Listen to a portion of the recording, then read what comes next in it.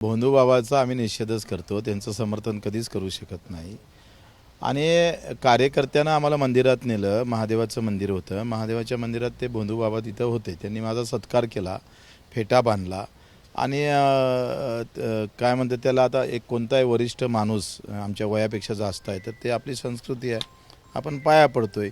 ते झुकून आपण असं फक्त त्याला एक काय म्हणते मान सन्मान म्हणून. ते 4 वर्षाच्या अगोदरची गोष्ट आहे. मी आता ते पाहतो, 2 वर्षे नाही 4 वर्ष अगोदरची गोष्ट आहे. त्या कार्यकर्त्यांना आग्रस्त नेला आणि समाजाचं मन राखावं लागतं. कधी कधी आम्हाला माहीत असतं का हा बाबा कामाचा नाही, हे सगळं धोताण आहे, पण समाज मन नाराज झाला नाही पाहिजे म्हणून एक आम्हाला जपावं लागतं. वास्तविक ते कठोरपणा आपण घेतला पाहिजे. यानंतर नक्की आम्ही ते घेत राहू, त्याचा आम्ही निषेधच करतो. पण मला एक प्रश्न विचारायचा आहे मीडियावाले, म्हणजे तुम्ही किती मीडियावाले भारी लोक आहे, बदमाश म्हणणार नाही कारण मग तुम्ही आधी उलट्या बातम्या टाकाल. तर तुम्ही फडणवीस साहेब तिथं गेले, त्यांना विचारलं का तुम्ही? अमित शहा तिथं जाऊन आले, त्यांना विचारलं का तुम्ही? ते तुमच्यात ते मर्दांगे येत नाही, त्यांना फोन लावून विचारायला पाहिजे. शिंदे साहेब तिथं गेले, ते विखे पाटील तिथं गेले, ते कोणत्या शिड्या बाहेर काढायच्या हे बी जे पीनंच ठरवलं. मीडिया तेवढ्याच बरोबर बाहेर काढतं. व्यवस्थित बी जे पी व्यवस्थित कार्यक्रम राबवतं आहे आणि मीडिया तिथं जाऊन बरोबर ते तेवढ्याच. आता 300 कॅशेट व्हिडिओ आहे तिच्याजवळ. मग ते फक्त बी जे पीच्या संबंधित येत नाही. तुम्ही सांगा, जयंतराव पाटीलही गेले तिथे, तिथे विखे पाटील पण आहे बसलेले, त्याला विचारलं का तुम्ही? बच्चू कडू आहे गरीब माणूस, त्याला कसं बदनाम करता येईल हा अजेंडा तिकूनच आलेला आहे बी जे पीच्या पार्टी कार्यालयातून. त्याच्यानं फक्त मी गेलो काय, सत्कार झाला काय, तर व्यवस्थित बदनाम करण्याचा प्रयत्न होत आहे. वास्तविक अशा भोंदूबाबूच्या, मी तर माझं लग्न 2 ऑक्टोबर गांधी जयंती लावलं जेव्हा 12 मास होते. सगळे पंडित म्हणे या दिवशी लग्न करणं म्हणजे उचित नाही आहे. आम्ही या प्रवृत्तीतले माणसं आहे. मग किती डाव दाखणार भोंदूबाबाला तुम्ही? रोज सुरू आहे तुमचं, म्हणजे सकाळपासून 10वा दिवस आहे आता. आणि एवढ्या जर आत्महत्या दाखवल्या असत्या ना मीडियानं, कदाचित त्याच्यावर वाचा फुटला असता. ते काय माहीत मला, काही 4 वर्षा अगोदर काय काल काय भाजी खाल्ली माहीत नाही माणसाले. त्याच्या अगोदर तो काय सांगत होता कोणाला माहीत आहे.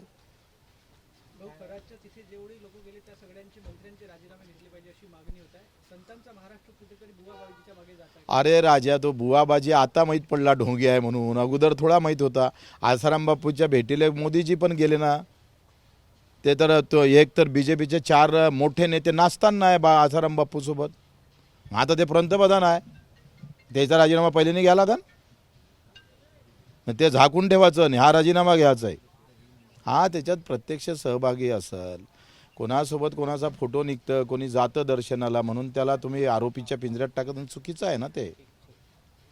भाजपचे मंत्री व्हा नंतर भेटा असे ते बंधू खरात तुम्हाला बोलले असं. आता 4 वर्ष अगोदर मला वाटतंय तेव्हा तर मी उद्धव साहेबाचे मंत्री झालो होतो. त्याचं पुरं निदानच चुकीचं निघालंय. त्यांनी सांगितलं भाजपचे मंत्री व्हा आणि पुन्हा मला भेटायला या असं. हां, पण आम्ही काही कसं आहे, तो अपघात आहे, ॲक्सिडेंटली आम्ही तिथं गेलो, म्हणजे मला माहीतही नाही तिथं खरात आहे म्हणून. पण तिथे महादेवाचं मंदिर आहे, तो कार्यकर्ता आग्रह करत होता आहे आणि मग आम्ही तिथं गेलो. आता कार्यकर्ता आहे म्हटलं का त्यालाही मान सन्मान द्यावं लागतं कधी कधी, बरेच डाव असं होतं पण. आणि तिथं ते निघाले, त्यांनी सत्कार केला, हा काही माझा चूक नाही आहे. मला असं वाटतं ते काही माझी काही चूक नाही आहे. पण त्याला टार्गेट करून आम्हाला बदनाम करण्याचं काम भाजपची जी टीम आहे ते व्यवस्थित काम करत आहे. त्यांना हे दाखवा लागेल मोदी साहेबाचे फोटो वेळ आली तर, ते कशा पद्धतीनं समोर गेले, आसाराम बापूसबाबत ते काय बोलत होते. फडणवीस साहेबाचाही फोटो आहे, दाखवू? हे आहे, हे चंद्रकांतजी उच्च शिक्षण तंत्रमंत्री आहे, उच्च शिक्षण मंत्री आहे, हे आहे. मग याला प्रश्न विचारला का तुम्ही? हे फडणवीस साहेब आहे, हे त्यांचा, यांना प्रश्न विचारला का तुम्ही? नाही विचारत. मग गरीब मरा आहे, बच्चू कडू गरीब पार्टीतला माणूस आहे, याला जितकं खदाडता येईल तेवढं खदाडा. हे फडणवीस साहेब पुन्हा आहे, उभे असताना एक बसलेला आहे. आता अधिक कोणते आहे भाऊ,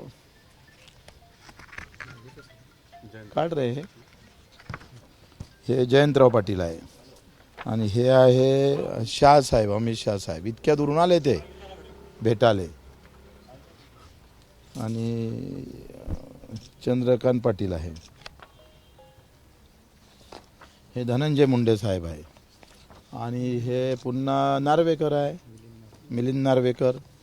मग आता हे कसं आहे का मी यांना दोष देत नाही, भेटीला जाणं म्हणजे काही गुन्हा नाही आहे. आता लोकांच्या मनामध्ये काही गोष्टी असतात आणि बऱ्याच गोष्टी आपल्याला न पटत करताना एखादी गोष्ट हो म्हणावं लागतं, नाही तर विरोध घ्यावं लागतं. तर असं जर पाहिलं ना तर मला वाटतं हे तर खरं तर एकदाची चाळणी होणं गरजेचं आहे सगळ्या धर्मातली. का हे असल्या प्रकारचे नाटकं हे सगळे उद्ध्वस्त करून टाकले पाहिजे. हे जी भोंदूगिरी आहे, जे मठ बांधले गेले मोठे मोठे, जिथे काही भोंदूगिरी चालतं ते सगळे नष्ट केले पाहिजे. एक कार्यक्रम हाती घेतला पाहिजे, कुठल्याही धर्मातलं असू दे. एबीपी माझा, उघडा डोळे बघा नीट.